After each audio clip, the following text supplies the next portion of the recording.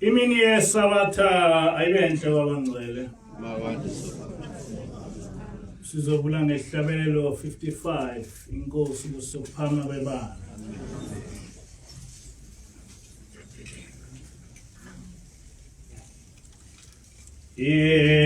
Izimpi zifikile nawe izwe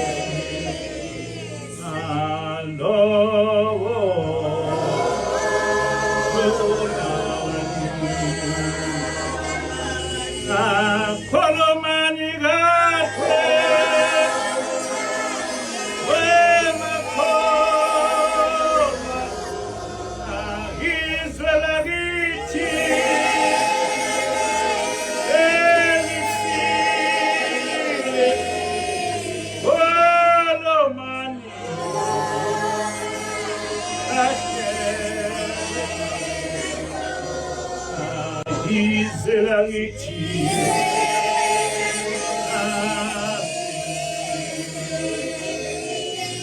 akholomani kahle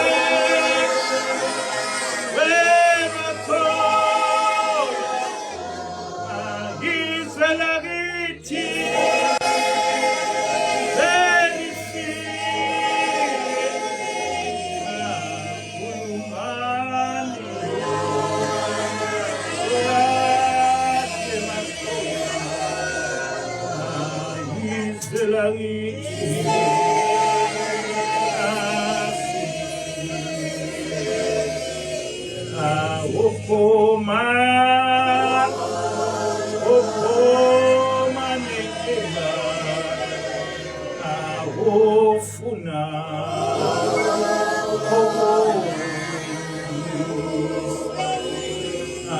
inkonzo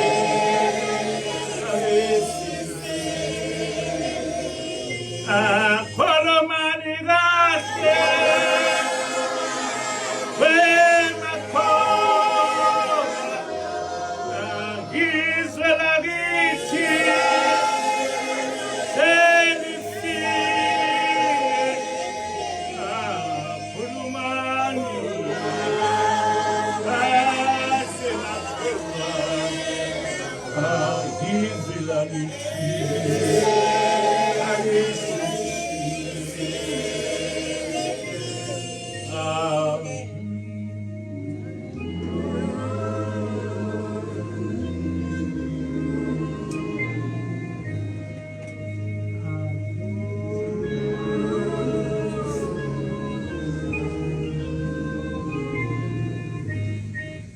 Asibonge.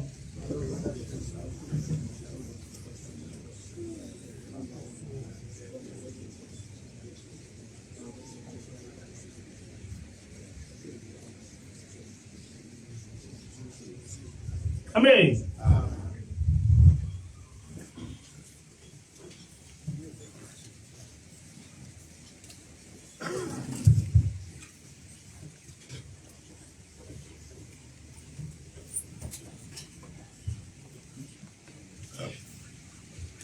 Isihloko sale ntshumayelo sithi umuntu nomuntu akakhosele Engelosini yakhe.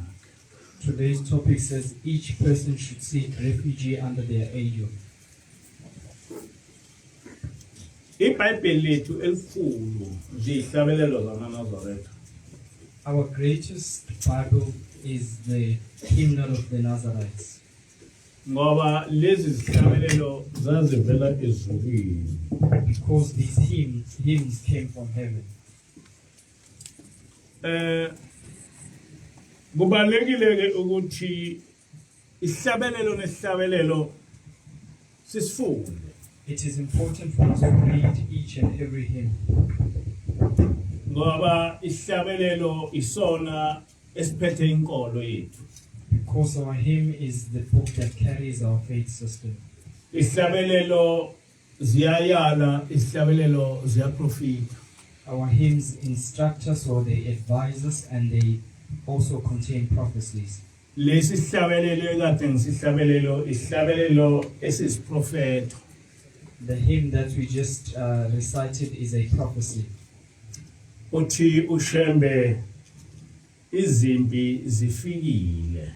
Shembe here says that wars have, Izwe lakithi selifile. and our land is dead. Uthi ke hlabana umkhosi. He continues to say, announce the great ceremony.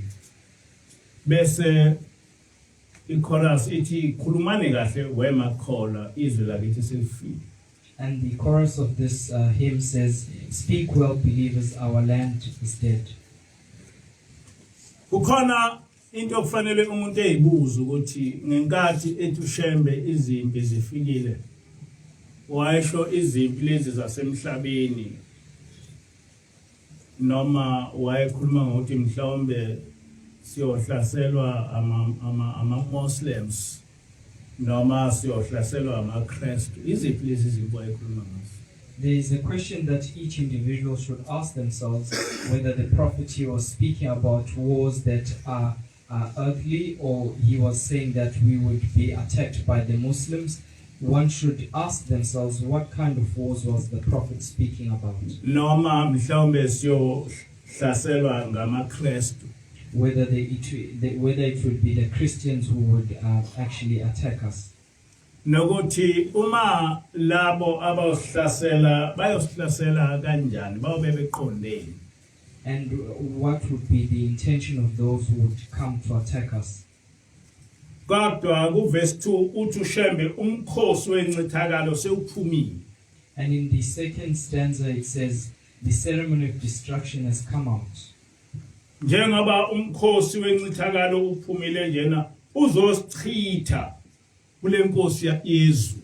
And as this great the ceremony of destruction is here, it has come to remove us from the King of Heaven. Uphume nezwi lokonakalisa. And it has come out with an instruction to defy. Umbuzo ke ukuthi lo mkhosi wencithakalo osuphumile uzokuphuma kuma-Kristu, uzokuphuma kuma-Muslims, noma uzobe uphuma kuphi? Then the question would be the ceremony that is spoken about here, the ceremony of destruction, will it be coming from the Muslims, the Christians? Where will it be coming from? Ngenkathi ushembe efika lapha ayekhona ama-Kristu. When the prophet came to this land, the Christians were here. Ayekhona ama-Muslims. And the Muslims were also here. Ngakho ke akho zimpi esibhekile ezoqhamuka kuma-Kristu noma ezoqhamuka kuma-Muslims. Therefore, there are no wars or battles that we should look out for that would come from the Christians or the Muslims. kodwa izimpi esibhekene nazo izimpi zamaNazaretha. But the battles or wars that we are faced with are those that are from the Nazarites. Imikhosi eqhamukile efuna ukuchitha lenkolo imikhosi yamaNazaretha. The ceremonies of destructions that have appeared are those from the Nazarites. Inkolo kaThixo ichithwa kanjani? How do you actually destroy the faith system of God? Uchitha inkolo ngokuthi ungakwenzi lokho othena uNkulunkulu kwenze. You destroy faith system by not obeying what God has instructed you to do. Ungagcini ngokungakwenzi kodwa ushumayele ivangeli lokuthi kungenziwa. And not only do you actually not observe the instructions of God, you also proclaim or teach people that they should not listen to God. Ngenkathi uchitha ufundisa ukuthi abantu abangawulaleli umthetho kaNkulunkulu uchitha inkolo kaNkulunkulu. And when you are teaching people that they should not observe God's laws, you are destroying God's the faith system of God. Inkolo kaThixo inkolo yamaNazaretha. The faith system of God is the faith system of the Nazarites. Uma ethi uJehova ungaba nabo abanye uNkulunkulu wena bese ufundisa ukuthi akube khona abanye uNkulunkulu uchitha inkolo kaJehova. When God says that you should have no other gods beside him and you teach the opposite of that, then you are destroying the faith system of Yahweh. Hayi ukuthi mhlawumbe lo mthetho uyakwehlula ngokuthi unyonyobe uyokhonza abanye uNkulunkulu kodwa uyakushumayela ukuthi kakukhonze abanye uNkulunkulu. It is not that you are unable to observe this law and perhaps maybe when you are transgressing do it privately, but you go out publicly and teach people that they should disobey what God has said. Ulwa nenkonzo kaThixo. You are fighting against the faith system of God. Uma ngabe kuqhamuka umuntu ekutshela ukuthi lento oyenzayo iphambene nomthetho kaNkulunkulu nawe futhi okwenzayo bese ulwa naye. And whenever somebody appears telling you that what you are saying is against the laws of God, then that person becomes your enemy and you fight with that person. So manje ke bese kuba nomkhosi wabantu abalwela ukuchitha inkolo kaJehova. So then there is a gathering of the ceremony of the people who want to destroy the faith system of Yahweh. Uthi ke uShembe hlabani umkhosi omkhulu nina makholwa. Ngoba kukhona okonakele khulumani kahle makholwa. Izwe lakithi selifile. Shembe says, announce the great ceremony and speak well, O believers, for our land is dead.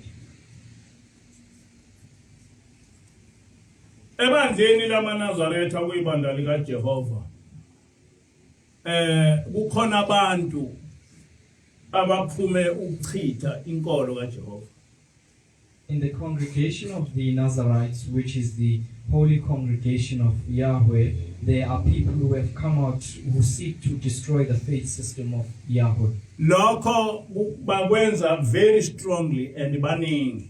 And they do that in the peak of their strength, and they amount to great numbers. Uma uthi uyakhuza lokho balwa nawe ukube mhlombe izwe elasendulo ngabe uyahlaselwa impela ushawe ubulawe ubulalelwa ukuthi abantu ababuyele emthethweni kaNkulunkulu. And if it were the olden days, they would actually persecute you and kill you for just telling them that they should observe the laws of God.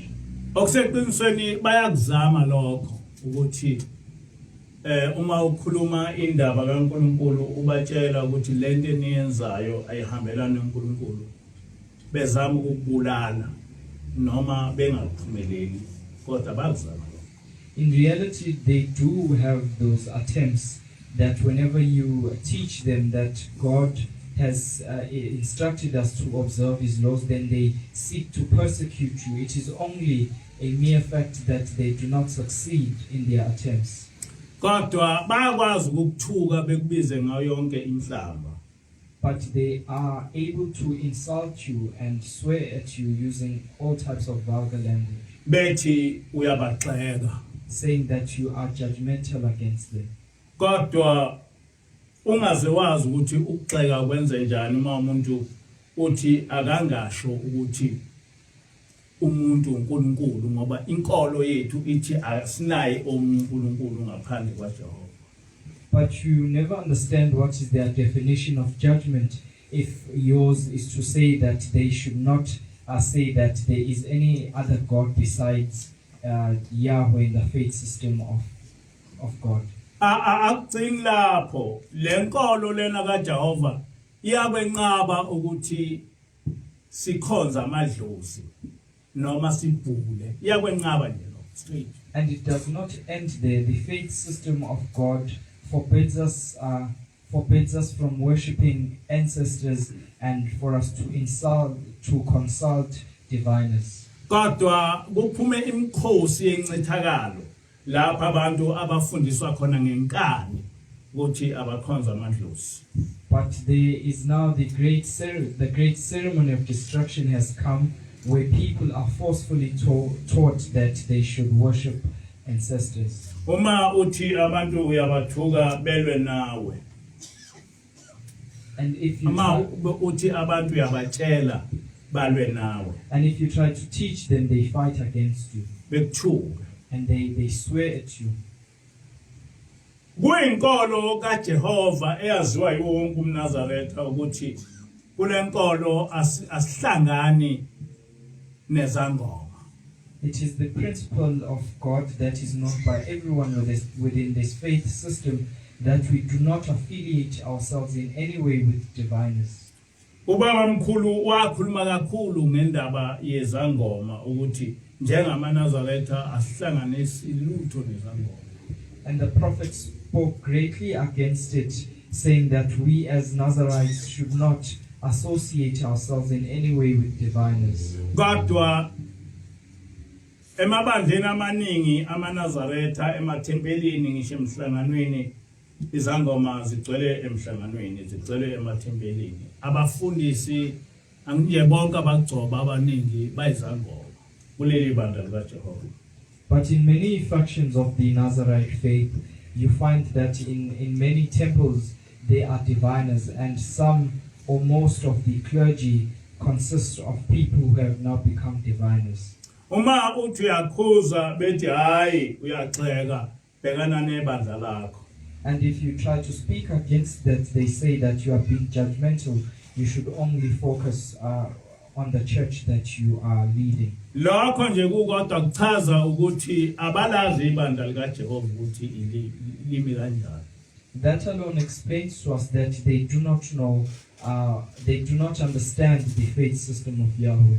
Ngoba uma umuntu umtshela umthetho kaNkuluNkulu bese thi bhekana nebandla lakho ngingazi ukuthi uchaza ukuthini ngalokho.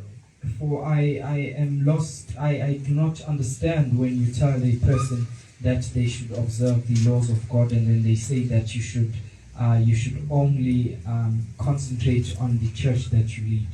Singehlukana ngamabandla kodwa iqiniso linye lithi singamaNazaretha sonke, singaphansi komprofeti sonke, singaphansi kwezimfundiso zomprofeti sonke waJehova. We may all have our different factions, but the truth is that we are all Nazarites. We are all under the leadership of the spiritual prophet Isaiah Shembe. We are all the Nazarites that are under the leadership of Yahweh. Noma sithuwa sonke ngento enziwe isection ethize yebandla. And even though insults are hurled, they are hurled at all of us, even though it is only one faction which has done something.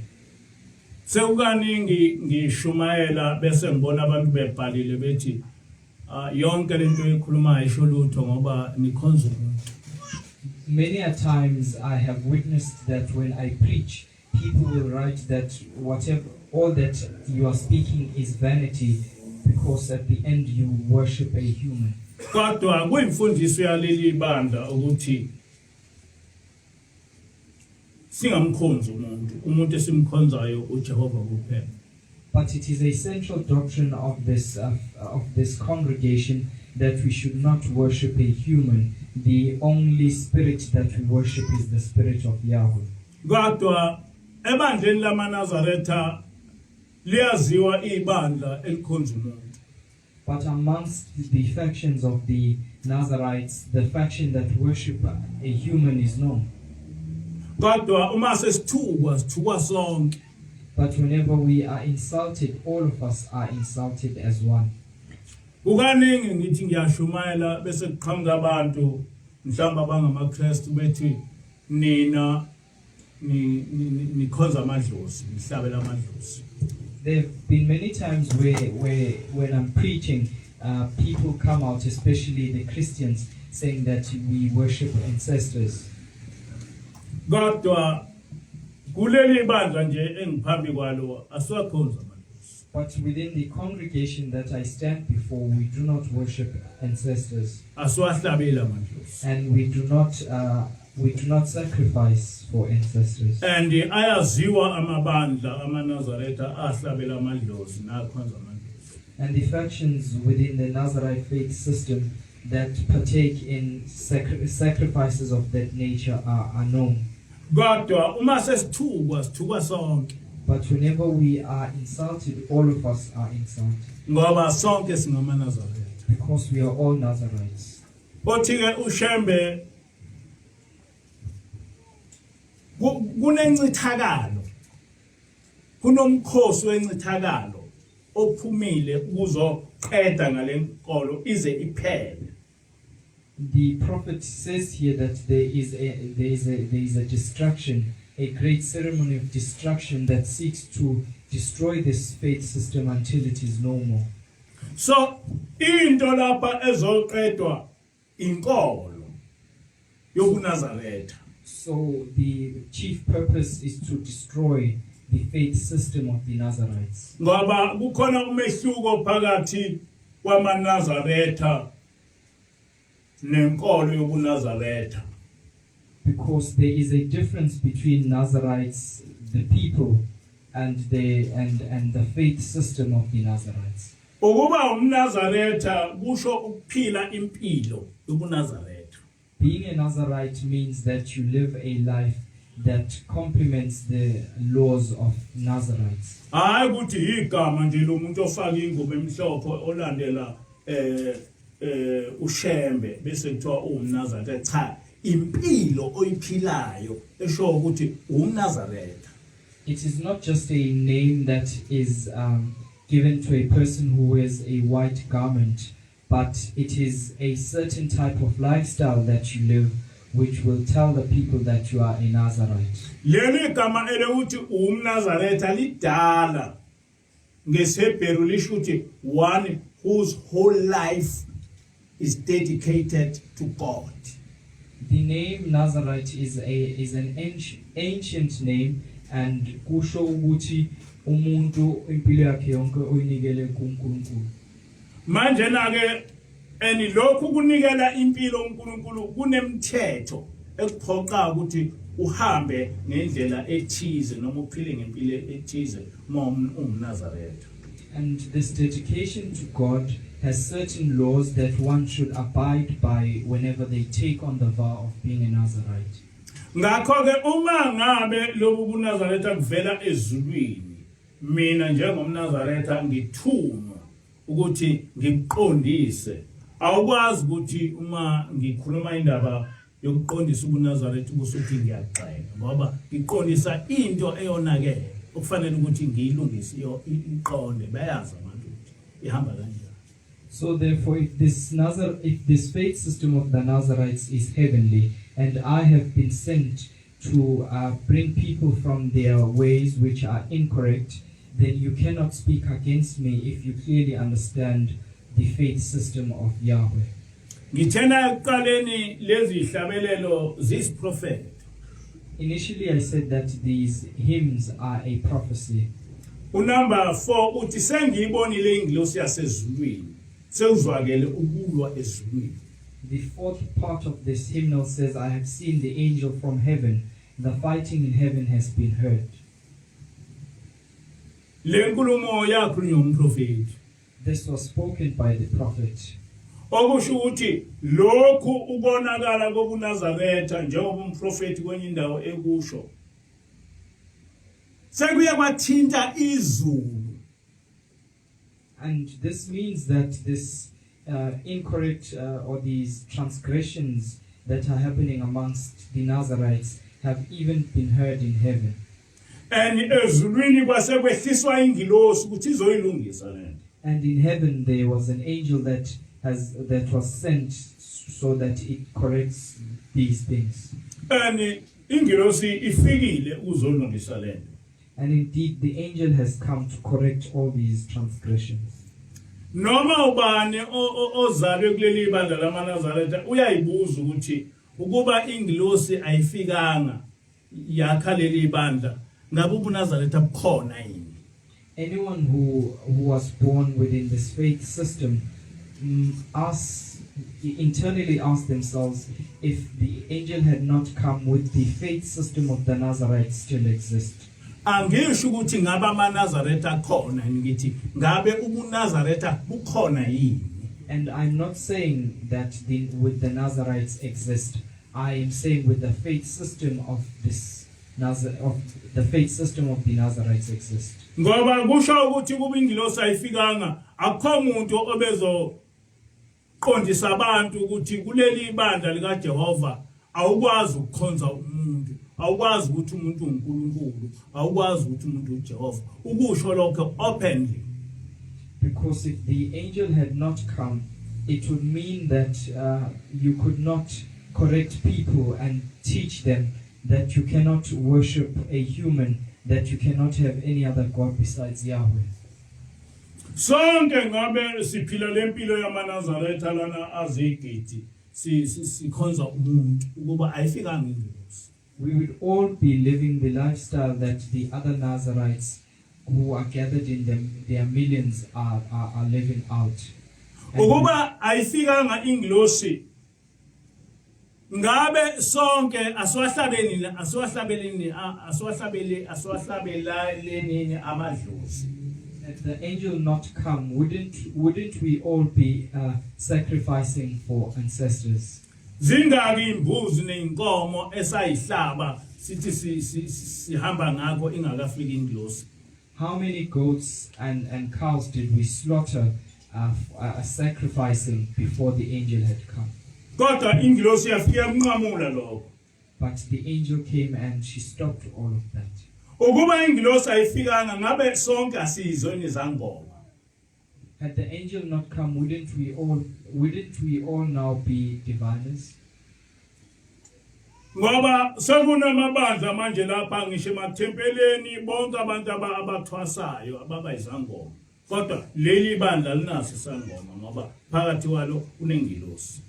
Because there are now factions that have people who are going through the initiation of becoming diviners, but we do not have a diviner within this congregation, for there is an angel amongst us. Ngizalwa lokuNazaretha. I was born within this faith system. Umuntu oyinazaretha akakuthinta utshwala. A person who is a Nazarite does not touch alcohol. Utshwala akungeni emzini weNazaretha. And alcohol does not enter the premises of the household of a Nazarite. Ngisho ngabe kuthiwa kunomshado. Ngiyabe ngibone abazali bethu ukhisha imali kuyiwa komunye umuzi bawucela ukuthi abavubele utshwala bonke abantu abaphuzayo abakulomshado behambe beyophuza kulowa muzi ngoba utshwala kungangeni emzini weNazaretha. Izinto esikhule sibona lezo.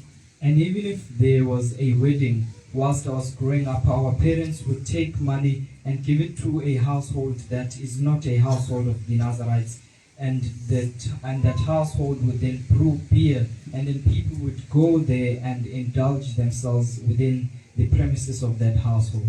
Kodwa namhlanje na emzini yamaNazaretha ugcwele utshwala. Kuyaphuzwa kwenziwa yonke into. But in these current days, we find that Nazarites are brewing beer in their households and they are indulging themselves in such activities. Emzini yamaNazaretha namhlanje kusina izangoma. And in the households of the Nazarites, diviners are performing their spiritual dances there. Kodwa ubaba mkhulu wayekhuluma lento wathi angazi inkosi noma uma ngingekho ayiyosala niyenzeka lento. But the prophet did speak about this and inquired from God whether if he were to leave, would such activities not take place. No baba ilanga kunentshumayelo lapho ekhuluma khona ngendaba yotshwala. Ubaba ilanga wazi wathi ke utshwala umuntu womNazaretha engakuthinti ngisho ngesandla engangeni ngisho ebar. Umuntu weNazaretha angeni ngisho ebar. Kwasho baba lokho ukuthi singakuthinti ngisho ukuthinta utshwala. Singasondeli lapho kunotshwala khona. And there are many sermons which Shembe II also spoke about beer and alcohol, and he even spoke that he even took it to the extent that we should not even touch alcohol or go into bars that sell alcohol. Kodwa namhlanje na sekuyafundiswa ukuthi amaNazaretha akagaye utshwala emzini yawo. Sekuyimfundiso leyo ephikisa uNkulunkulu, ephikisa uShembe. But today the Nazarites are taught that they should brew beer in their households, and that is a doctrine that goes against what God has said and what the prophet has taught.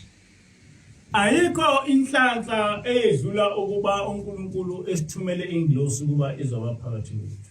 There is no greater fortune that we would have been given than the fortune of God sending his angel to live amongst us. Ngoba ingilosi ivela ezulwini iyaye kufundise ngezinto ezenzeka ezulwini. Because the angel is from heaven and she teaches you about things that happen in heaven. Kanti sonke sifuna ukuba siye ezulwini. And it is apparent that we all want to go to heaven. Ngiyabonga uNkulunkulu, ngiyabonga ubaba ilanga ukuthi esithumele ingilosi ukuba izohlala nathi. I give praise to God and I give thanks to Shembe II for sending an angel to live amongst us. Ngoba ingilosi ihlale isiqondisa ezintweni mhlawumbe kwathina ebesingaboni ukuthi mhlawumbe ziphambene nomthetho kaNkulunkulu. Because the angel is constantly correcting us in things that we even were ignorant that they were against the laws of God. Ngisanda kuphuma ebuhleni ngalandelwa ngomunye umuntu abathi uXaba. As I left the faction of Ebuhleni, one of the people there which was known as Xaba followed me.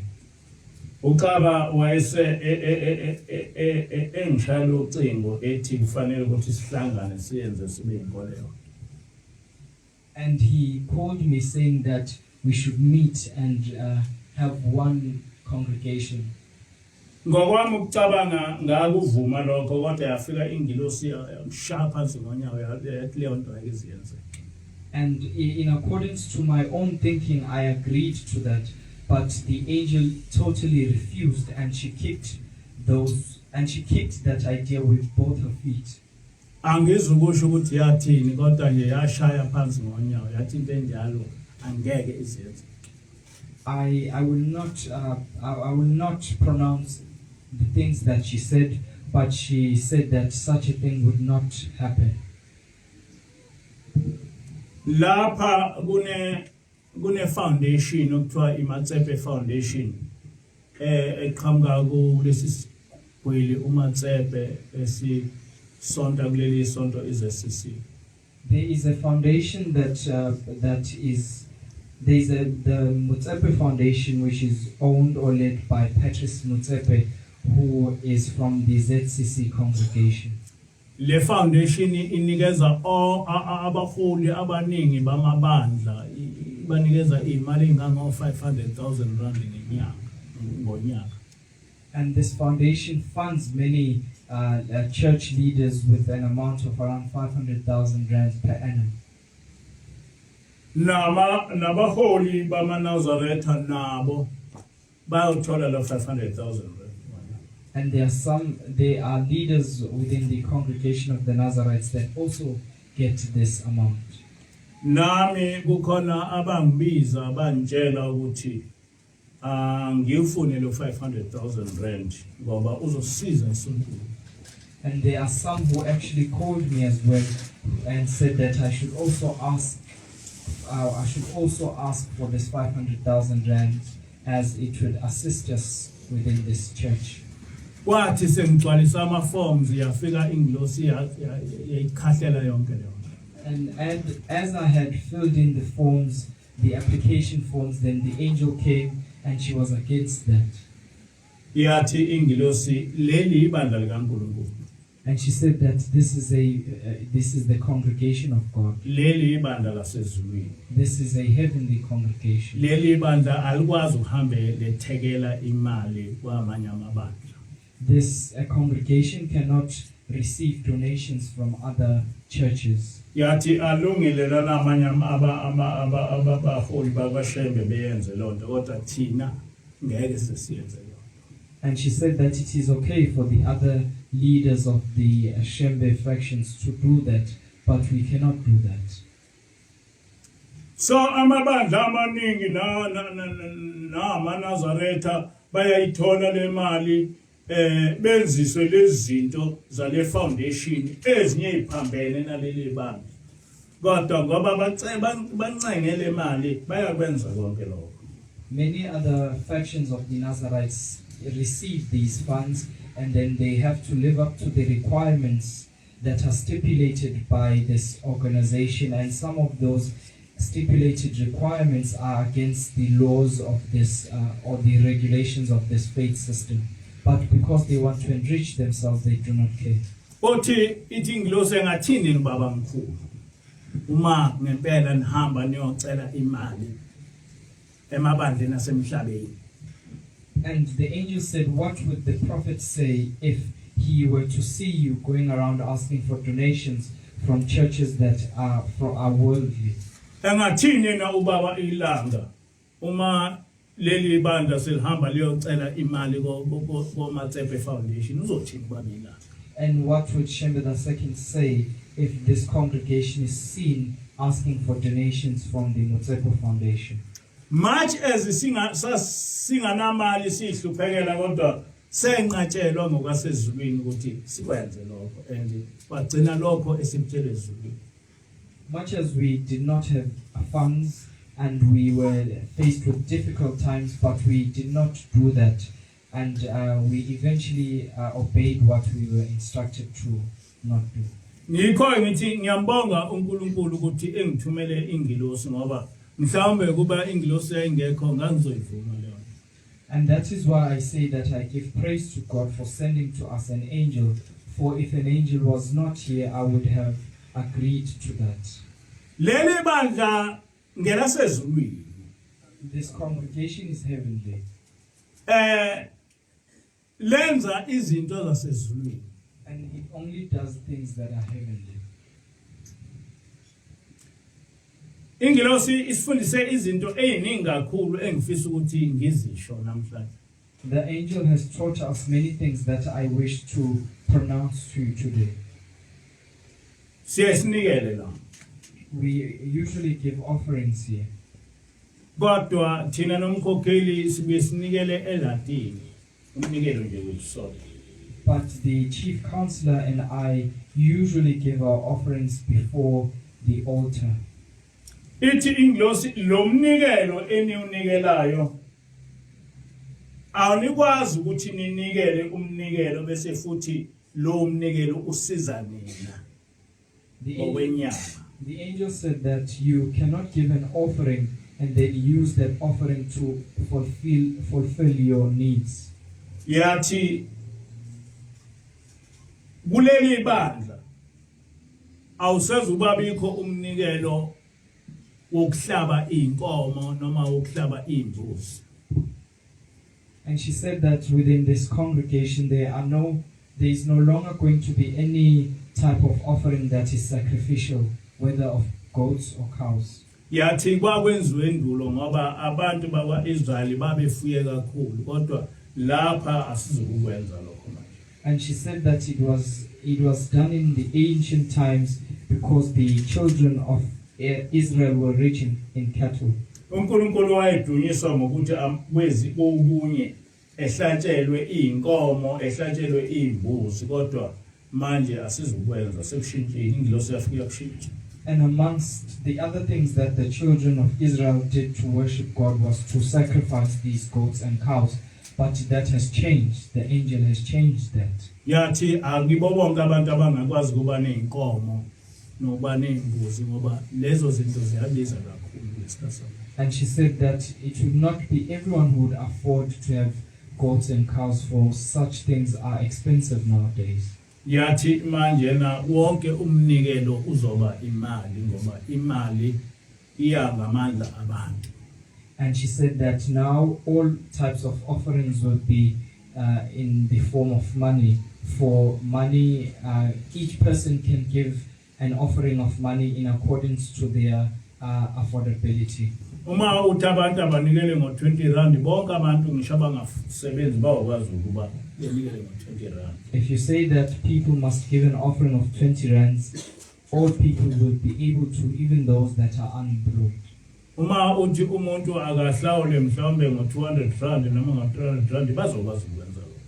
If you find a person with an amount of 200 rands, they will be able to do that. Kodwa uma uthi umuntu akahlawule ngembuzi, imbuzi iyodwa ibiza malini.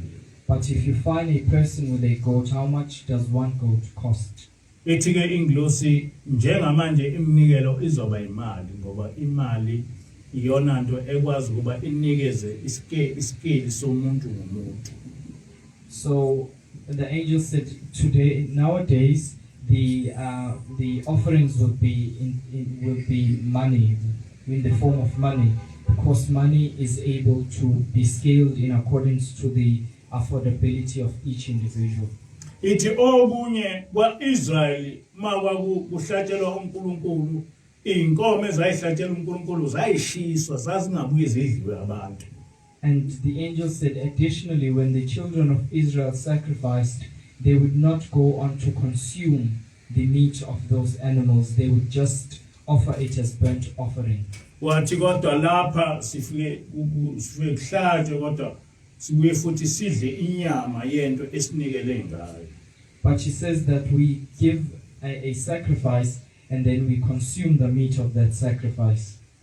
Bengikhuluma ngathi nomkhokheli ukuthi thina iminikelo yethu esinikela eLatini asihlanganisi neminikelo yebandla. I was speaking about the chief counselor and I, saying that the offerings that we give before the altar, we do not combine that with the offerings of the congregation. Ngoba umnikelo esizofuma siufaka emnikelweni webandla uzobuye futhi usize thina kodwa kumnikelo futhi okhishwe yithi.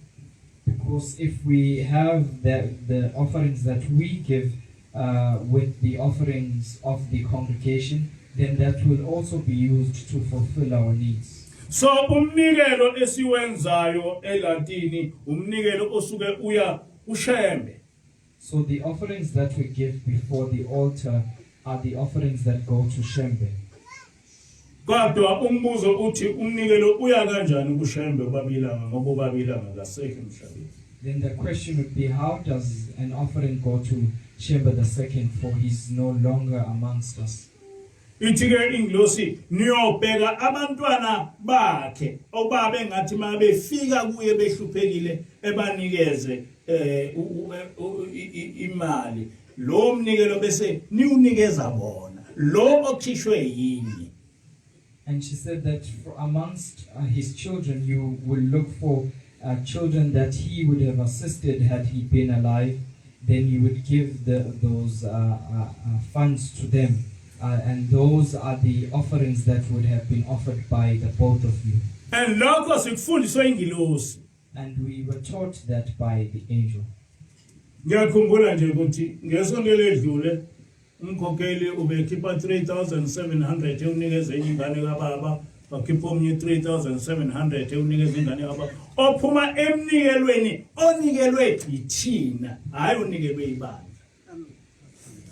I remember that last week the chief counselor gave 3,700 rands to one of his children and 3,700 rands to another. Those were the offerings that were coming from us, not from the congregation. Okushuthi lo umnikelo ungaphezulu kwa 7,000 rand kodwa umnikelo onikelwe yithina. Sase siusa kubaba ilanga ngoba leli bandla sithunywe ubaba ilanga ukuthi simakhelele le bandla. And that offering amounts to more than 7,000 rands, and we gave those offerings to Shembe II, for it is he who commanded us to build this congregation.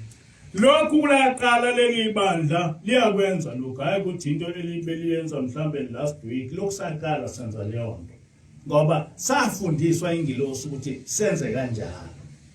And since the formation of this congregation, this has been happening. It was not something that just happened last week. Kodwa kunamabandla amaNazaretha amakhulu akanendaba neingane zakwaShembe angakaShembe. But there are other factions of this faith that are great in number, but they do not care about the Shembe children, though they are from the Shembe family.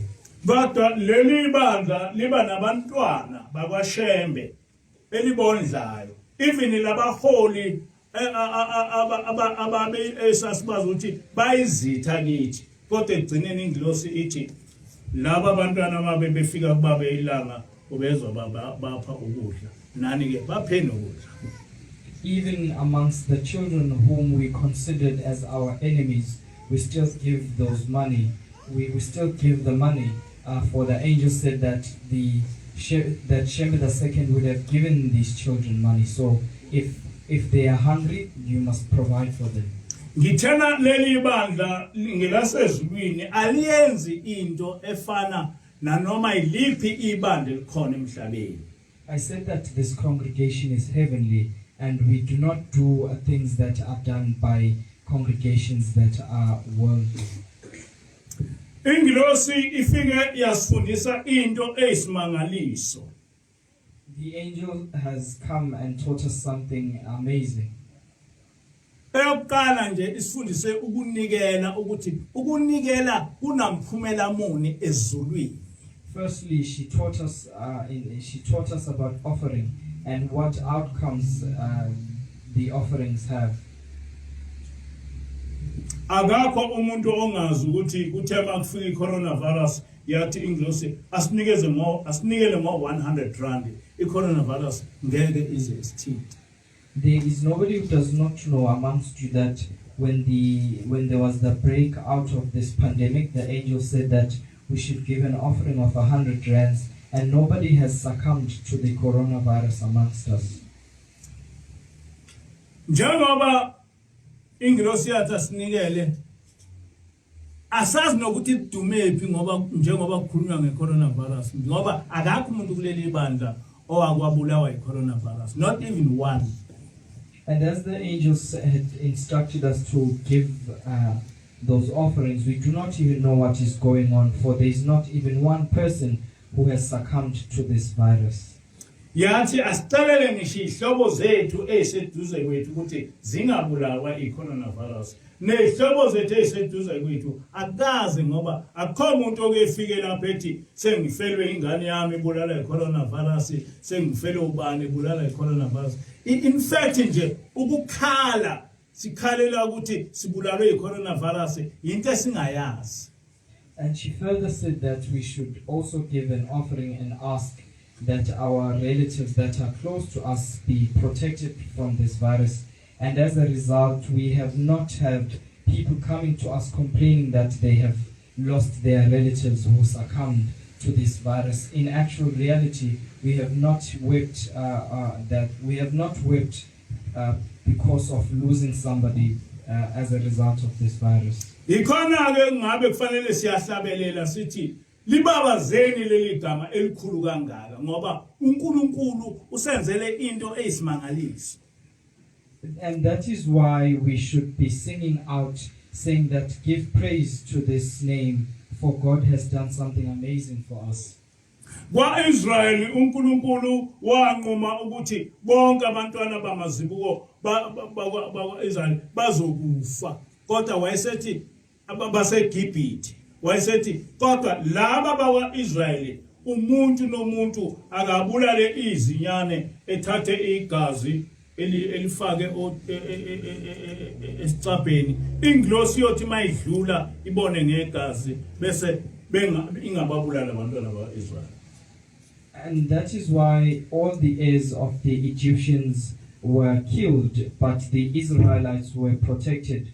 God had instructed them that they should take on the blood of a lamb and paint it on their doors, and then an angel would see that as a seal, and then not kill any heir from that family. Abantwana bakwa-Israyeli babehleli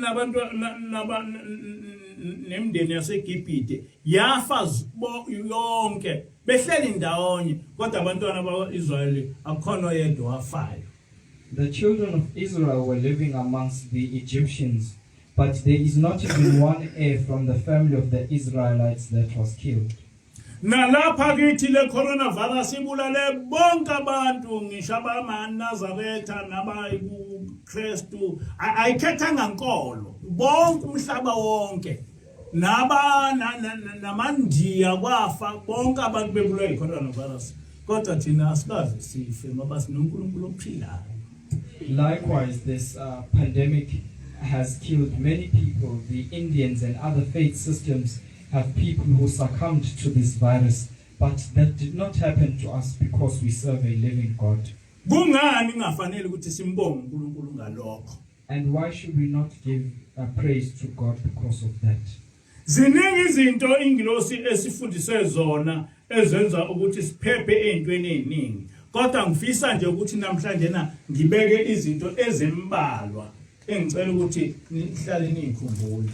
There are many things that the angel has taught us so that we are protected from certain things, but today I just want to mention a few so that you can always remember these things. Ithi ingilosi ngiyanginibone niyonikela ninikelela ukuthi mhlawumbe nibe namabhizinisi nani kwesinye isikhathi nithathe insurance yokuthi nivikeleke ezintweni eziningi noma senifile kube khona kuvikeleke izingane zenu. Kodwa iphi insurance yokuvikela inyama yakho? Uphi umshwarensi wokuvikela umphefumulo wakho? The angel said that I usually see you giving offerings that your businesses grow, and that you give monies or you have insurances that cover your death so that your children do not suffer when you die. But when do you ever give insurances? Where is the insurance of your soul? Ithi ingilosi nina senazi izinto eziningi zasezulwini. Sekufanele yonke into eniyenzayo niyenze niqondanise nezulu. You know, you are a people who know many things about heaven, and whenever you do something, you should align what you are doing with the things of heaven. Ithi ngenkathi abantu basemhlabeni befuna insurance yezinto zasemhlabeni, ninafunani umshwarensi wempilo yasezulwini? She said, whenever people of this world seek insurances of this world, you must seek an insurance that is heavenly, an insurance that will be there for your heavenly life. Ithi uma uthatha umshwarensi wokuthi ngifuna ukuthi ngingasheshe ngife sengimdala, bakhishwa ingilosi ezulwini ebheke nje impilo yakho ukuthi ungafi, ngoba ukhiphe umshwarensi ukhiphe umnikelo owumshwalense ukuthi ngifuna ukuthi ngikhule ngingafi ngize ngibe mdala njengoba kwenzeka lapha emhlabeni. And she said that if you give an offering asking for a heavenly insurance that you do not die whilst you are young, that you grow, it will indeed happen. There is an angel that will be sent from heaven to ensure that your offering manifests and you are going to live till your old days here on earth. Ngobe kwaqhamuke into efuna ukukubulala usemncane utholakala ukuthi lengilosi iyakuvikela ngoba ukhiphe umshwarensi wokuthi ngalomnikelo ngicela ukuthi ngingafi ngisemncane. And she said that many incidents will come your way that seek to kill you, but whenever such incidents befall you, that angel will protect you, for you had given out an offering asking for insurance that you do not die whilst you are still young. Ngoba into ehlupha is that we die early and we want to grow. Akakho umuntu ongafisa ukuba ngangananga ubaba. There is nobody who doesn't wish to be as old as the father before me. Umfundisi ubani? Umfundisi ngubani? Na umfundisi ngubani ukhulile manje kodwa angisho ukuthi kufanele hamba. Kodwa sonke siyafisa ukuthi sikhulise sibe ngangubani. The priest Ngubani who is before me, here he is now an old man, but I'm not saying that he is worthy of death. I'm just saying that we all wish to age as he has.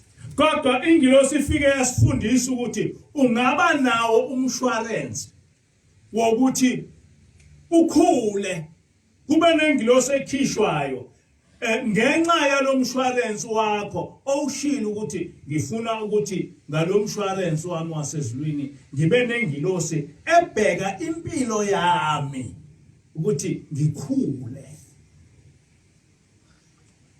So the angel said that it is possible for you to have an insurance so that you do not die whilst you are young. You will say that you say, I give this offering so that I have an insurance, so that I am protected and not die young, so that I grow until I'm old. Ithi ingilosi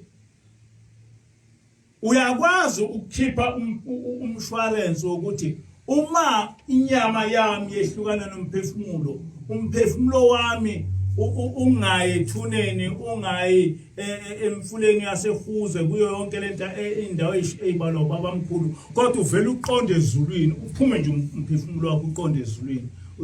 Ithi uyakwazi ukuthi lokho ukulungisele ukukhiphela umshwarensi ukuthi kwenzeke ngoba kuyenzeka. The angel said that you are also able to give out an offering and ask for an insurance that will protect your spirit when you pass away, that when the day of your death comes, your soul does not go to other places besides heaven, that you just pass away and immediately your soul goes into heaven. You are able to ask for that and it will indeed come to manifest. Ihlale ngichaza ukuthi mhla ka1 kuJuly 1981 kwafika ithunywa zasezulwini umama ephila zafike zamtshela ukuthi akageze ngoba emini bazobuya bezomlanda bathunywa ubaba mkhulu. And I always tell you that on the 1st of July 1981 heavenly beings came and they instructed my mother that she should bath, for they are now going to take her to heaven and they have been sent by the prophet. Satshelwa uye ukuthi kade sekufike amakhosikazi ka14 ezomlanda athi akageze wageza. And it is her who told us that the women who are under the 14 told her that she should bath, and she did that. Nangempela emini afika lawo makhosikazi wahamba umama emhlabeni mhla ka1 kuJuly 1981. And indeed, my mother did that, and she passed away on the 1st of July 1981. Kwathe sesemakhazeni wabuya weza kimi esemakhazeni wathi ngifuna ukuyokutshela ukuthi ubaba mkhulu ungibekephi. And whilst she was in the mortuary, she came to me and said to me, I want to show you where the prophet has placed me. Wangithatha wangisa evela bahlekela sezulwini ngalibona lapho umama ekhona. Lokho ekwenza engakangcwatshwa isidumbu sakhe sisemakhazeni. And she took me to the Vela Bahlege of heaven, and I saw the place, and she did that before she was even buried. Her corpse was still in the mortuary. Wathi nawe uma uziphethe kahle egcineni ubaba mkhulu uyofika ezokulanda uzohlala nami la kulomuzi. And she said, if you also carry out yourself properly, the prophet will eventually come to fetch you, and you will also live in this city. So akuyona inganekwane ukuthi umuntu uyasuka lapha straight ezulwini. Akuyona into eyinganekwane leyo. Njoba no Paul kukhona lapha okusho khona lokho. So it is not a folklore that you are able to die and then go straight into heaven, as Paul has also said that.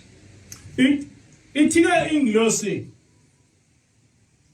uma uhamba emhlabeni ufa ziningi izinto obhekana nazo ezingakwenza ukuthi ungaye ezulwini noma ngabe ubukholiwe. The angel said that when it comes the day for you to pass away, there are many predicaments that you might be faced with, which might cause you not to go to heaven, even if you were a faithful believer.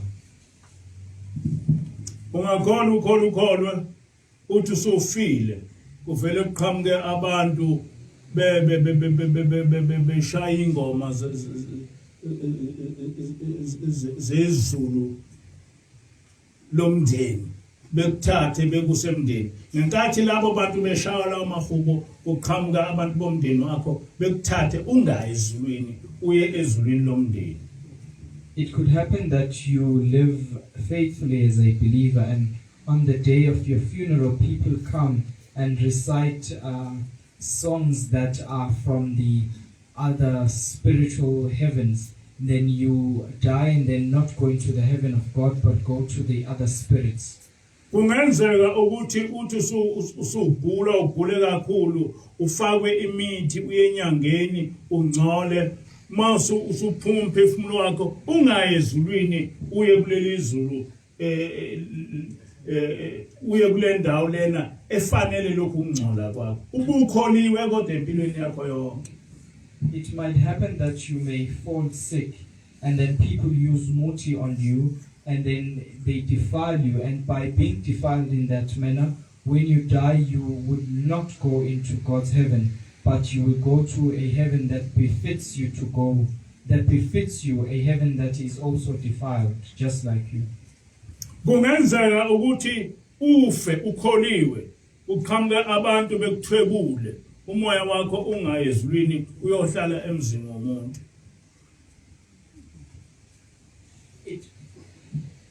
It could happen that you are a faithful believer and then people take your spirit and make it into some ghost thingy, and then you might not go into heaven though you are a faithful believer. Kodwa uma ngabe umphefumulo wakho unomshwarensi kunengilosi ehlale iseduze kwakho ozothi mawuphuma umphefumulo ikukleme noma kuyiphinda uthi lo muntu unomshwarensi wokungena ezulwini. But there is an angel if you seek to have this insurance, and that angel will claim your soul wherever it is, and the angel will say that this person has an insurance to go into heaven. Kungenzeka ukuthi uthi ubukholiwe kodwa kube nesono besikwehlula ozothi ma ufa bese kuqhamuka eminye imoya ithi wena ungwakithi ungwangapha bese ifike ikuthatha. Kodwa ubukholiwe unesono nje sonke sikwehlulayo. It can also be possible that you are a faithful believer, but you have that one sin which you are unable to defeat or conquer, And when you die, spirits from other places will come and claim your soul just because you had that one sin. Ikhona ubaba mkhulu wathi uma umuntu phakathi kwethu ehamba emhlabeni emva kwensuku ezu7 simenzele imbali ukuze ngale mbali ekwazi ukuthi kuphume ingilosi ziyomfuna. And that is why the prophet said that when a person has passed away after 7 days, we should give an offering which is known as the floral offering or the offering of flowers, so that angels can go out and from heaven and seek the soul of that particular person. Niyabona lokho ma ubaba mkhulu ekhuluma ngembali ukhuluma ngomnikelo ukuthi ma umuntu emva kweinsuku ezu7 ehambile emhlabeni akunikelwe kunikelelwe ingilosi ezohamba iyomfuna. And the prophet here is speaking about giving an offering that whenever a person has passed away, you should give, so that an angel can go out and look for the soul of this person. Ithi ingilosi wena uselapha emhlabeni thatha umshwarensi womoya wakho wokuthi kuphume ingilosi kusemanje ezohlale iseduze kwakho ukuthi uma kuphuma umphefumulo wakho nje ikuthathi yena wezulwini awukho omunye umoya obuyo uyiclaim ngoba unomshwarensi ukuthi kufanele uye ezulwini. So the angel says that whilst you are alive here on earth, you should give an offering, and your angel will stand by you. And whenever your soul departs or leaves your flesh, your angel will take you and send you straight into heaven, for you have that insurance. Ithike ingilosi lo mshwarensi lona uyafana nomshwarensi wasemhlabeni ngoba uma ufakela umshwarensi wasemhlabeni mhlawumbe ufakela ukuthi uma ulimala ufanele ukhokhelwe kufanele kube njalo. Uma ngabe ufakele imoto ukuthi uma ifa ufanele ikhandwe kufanele kube njalo. Ithike nasezulwini kunjalo. And the angel says that this insurance is the same as the insurance that you take here on earth, that whenever you have an insurance, when you have an accident or experience an accident, then there is a payout. So this insurance that is heavenly is equivalent to that. Kodwa lokho akusho ukuthi ufanele noma imuphi umuntu ethatha umshwarensi okuyezulwini engakaze ezekhona. Akusho kusho kukhulunywa nani nikholile. But that doesn't mean that anyone who is not faithful to God should just take this insurance. This is speaking directly to you who are faithful to God. Ukuthi kungenzeka ukuthi ukholiwe kodwa ungaye ezulwini ngenxa yalokhana nalokhana. Ngakho ke iba nomshwarensi wengilosi ezobheka umphefumulo wakho. That it could be possible for you to be a faithful believer but still not go into heaven because of certain particulars. So therefore have an insurance that will protect your soul. Ikhona ke ngithena kulesihloko umuntu nomuntu akakhosele engilosini yakhe. That is why I have the topic which says each and every person should seek refuge under their angel. Kufanele wazi ukuthi kunengilosi ezobheka umphefumulo wakho ikuthathe iziyokufaka ezulwini. You should know that there is an angel which will look for your soul and take you straight into heaven. Kufanele wazi ukuthi kunengilosi ebheke inyama yakho sela emhlabeni ukuthi awuzukufa usemncane uzokhula. Kunengilosi ebheke lokho. Kodwa ibhekisa umshwarensi wakho uthathile. And you should know that there is an angel which is looking after you to ensure that you do not die whilst you are still young, that you grow until you are old. But that angel only performs that if you have taken on this heavenly insurance. Ithi ingilosi uma ngabe ungafuni ukuthi uma usuhamba emhlabeni ugule kabuhlungu uze ucelele ukuthi ungcono uNkulunkulu ekuthathe ugule bese uzwa inhlungu kunikelele lokho The angel said that if you do not want to be sickly before you die and experience pains, you should give an offering for that. Ichika Engelosini ileyo insurance nina engabe nengenela. Hayi insurance engazi ukuyisiza inyama yakho, engazi ukusiza umphefumulo wakho. And the angel said that those are the types of insurances which you should be joining, not insurances that are not going to be helpful to your flesh and soul. Ngoba nina seniyayazi impilo yasezulwini. Abantu abaningi abasemhlabeni abazilutho ngempilo yasezulwini yikho benganendaba. Kodwa nina seniyayazi, nifundisiwe ngayo. And she said, because you now know the life that is lived in heaven, which many people do not know. You know it because you have been taught. Yathi Engelosini kuyo yonke lemnikelo uma ufuna umnikelo noma umshwarensi ukuthi uma ufa uyezulwini u100 uma ufuna umshwarensi ukuthi ufe kahle ungabasenge einkingeni zoyinhlungu R100 uma ufuna ukuthi ukhule u100 yesithi kodwa ngenxa yokuthi aninalutho niyokhokha lomnikelo after 3 months. And the angel said that if you want to join these insurances, the insurance of going to heaven and the insurance of growing up and the insurance of not experiencing pain when you are about to die, you will give R100 after 3 months because you are not a people who are wealthy. Njoba ngasho nje ngathi njoba siukhiphile siukhipha manje owesibili sesoze siukhiphe ngoJuly. As I did say to you that because we had paid it in a time before, we are going to give the next offerings in the month of July. Olandela siukhokhe ngoOctober. Then we are going to give the next offering in the month of October. Kodwa ke ithi Engelosini lokho ikwenzele abantu ngokuhlupheka kwabo. But the angel said that she has done that because of the people who cannot afford to do that. Uma ngabe unamandla ungakhipha u300 ngenyanga ungakwenza lokho on your own. If you are able to afford that, giving out an offering of R300 per month, then you can do that. Ithi lo mnikelo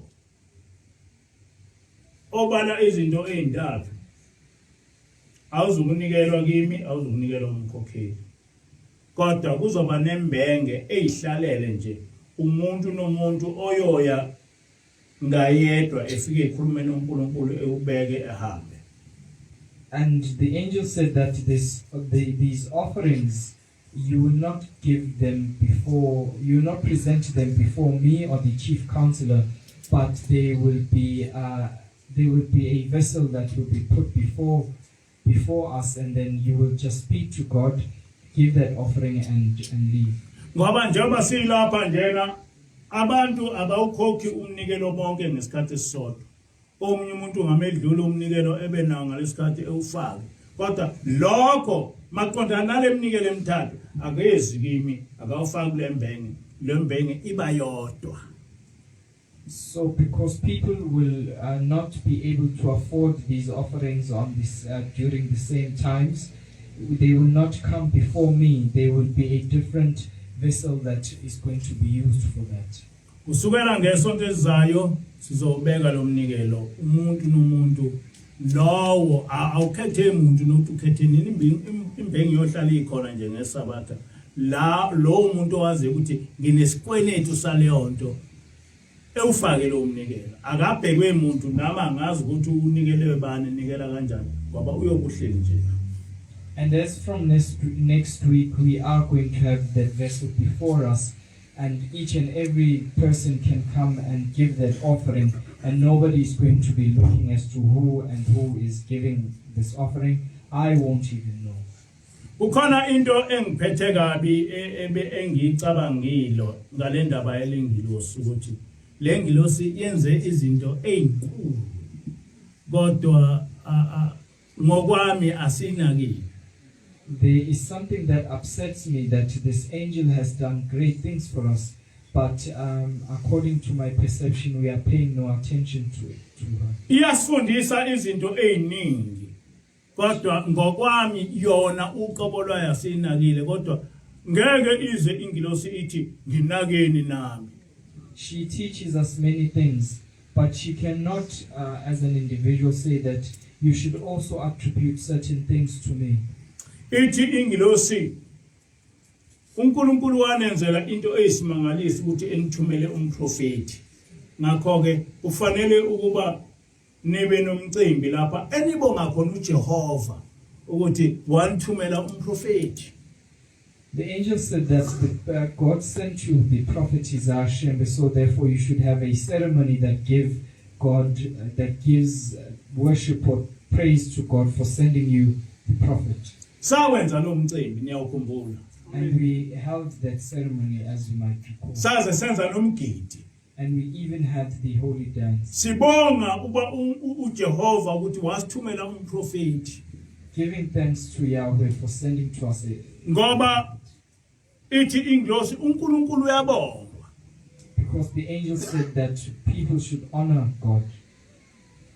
Kodwa umbuzo enginawo ukuthi njengoba ubaba ilanga wathuma lengilosi simbonga ngani ubaba ilanga ukuthi sithumele ingilosi ngoba lento eyenzeka kithi ayikazi yenzeke emhlabeni wonke.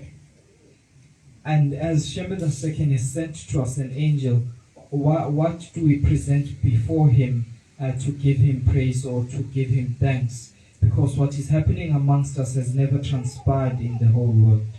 Ngabe kuchaza ukuthi thina kufanele ingilosi sifundise lokhu nalokhu nalokhu nalokhu nalokhu kodwa singabanandaba nawo kusho ukuthi ingilosi ngasho ukuthi hayi ngibongeni nami ngoba ubaba ilanga wanithumela mina. Ayikwazi ukusho lokho kakhulukazi uhlaleli ngeze kusho.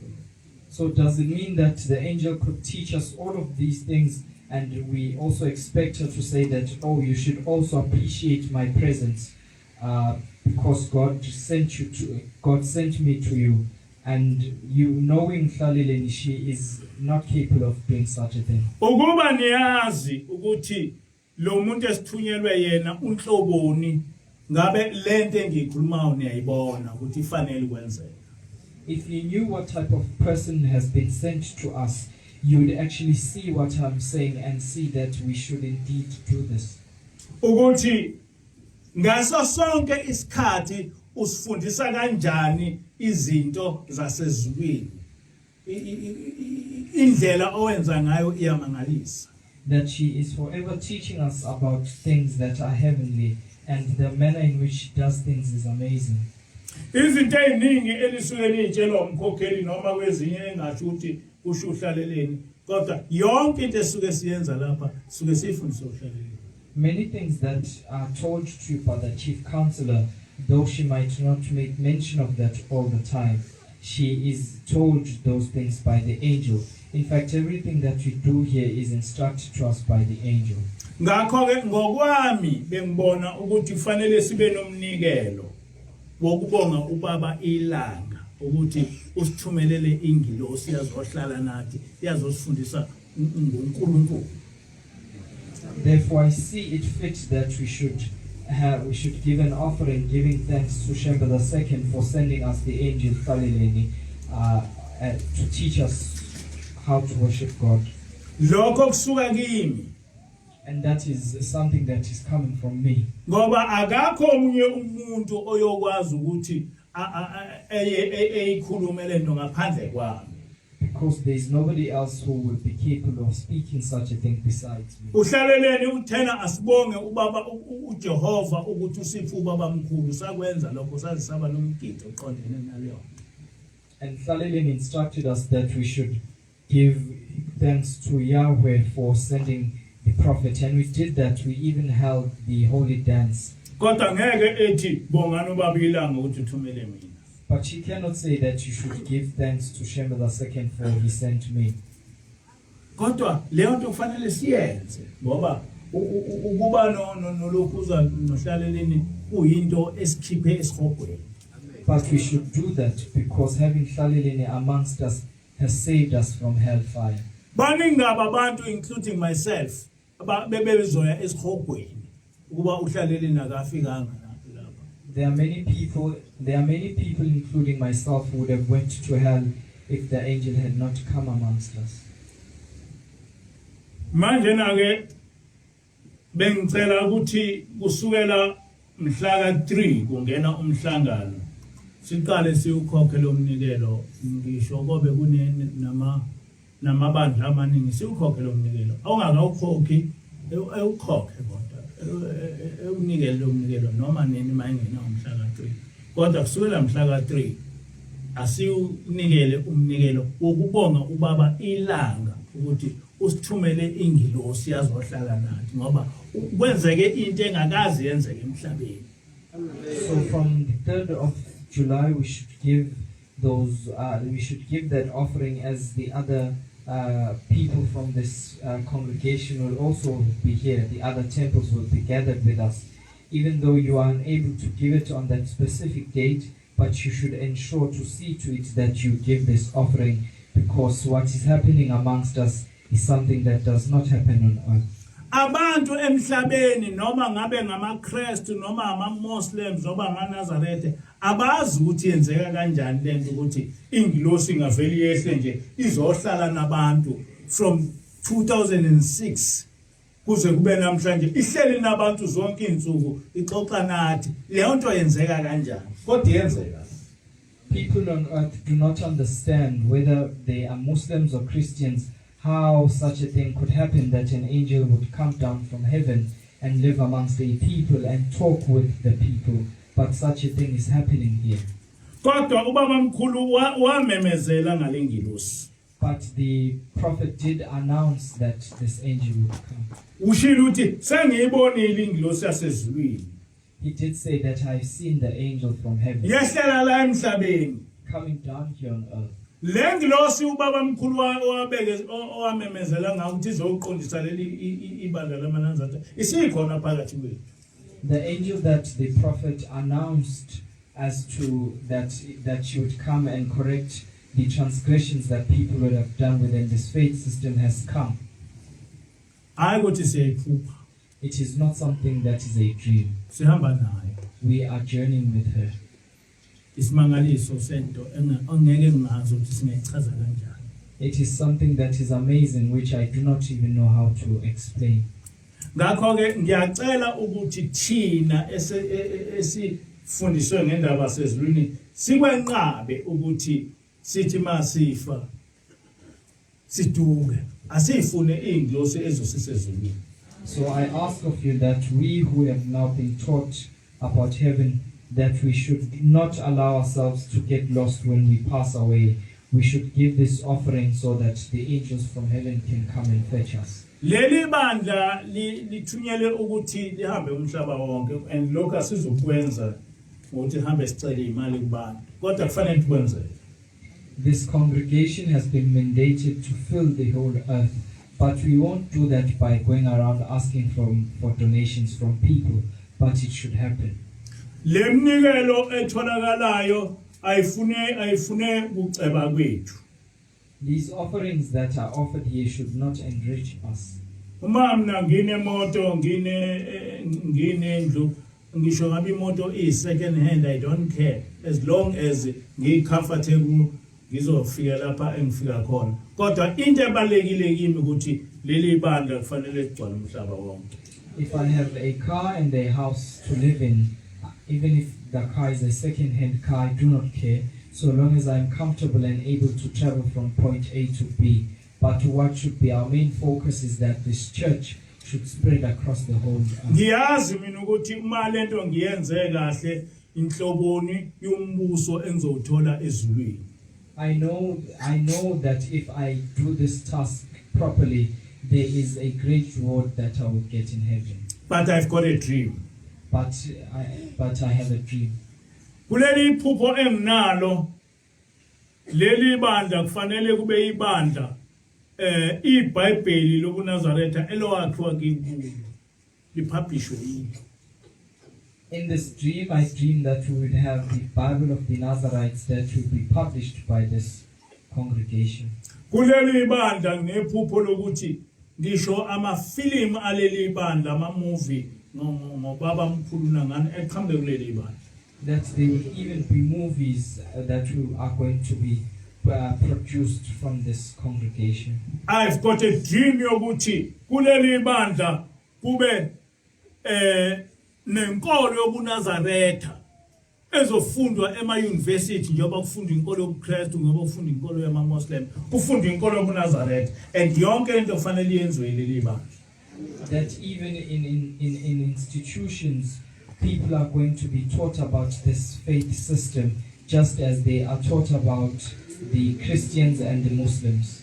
Ngiyacela uNkulunkulu ukuthi lezi zinto zenzeke ngiphila ngibone zenzeke. And I ask of God that these things happen whilst I'm still alive and that I witness them happening. Ngakho ke thina uma siba iminikelo yethu yonke isebenzela uNkulunkulu. Ayikho iminikelo ezocebisa thina sinasista sokuceba. So therefore, if we have offerings, all our offerings should perform the duty of working for God. They should not enrich us.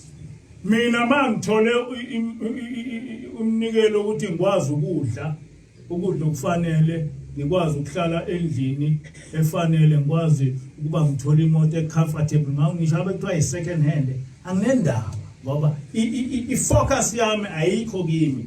Ifocus yami utheni lento kaNkulunkulu iphumelele. So long as I get money to be able to afford healthy food, live comfortably in a house and have a car, even if the car is a second hand, so long as I can afford those things, I do not mind. Ngiyacela ukuthi nonke nibe nawo lento engiyicabangayo ukuthi leli bandla ngelasezulwini, leli bandla lithunyelwe ingelosi. Ngakho ke asisebenze ngempela ukuthi lokhu esikufundiswa ingelosi sikuphuthe into practice. So I ask that you all have the same mindset that this congregation is heavenly and that this congregation should spread across the whole world or earth, and we should put into practice that which has been taught to us by the angel.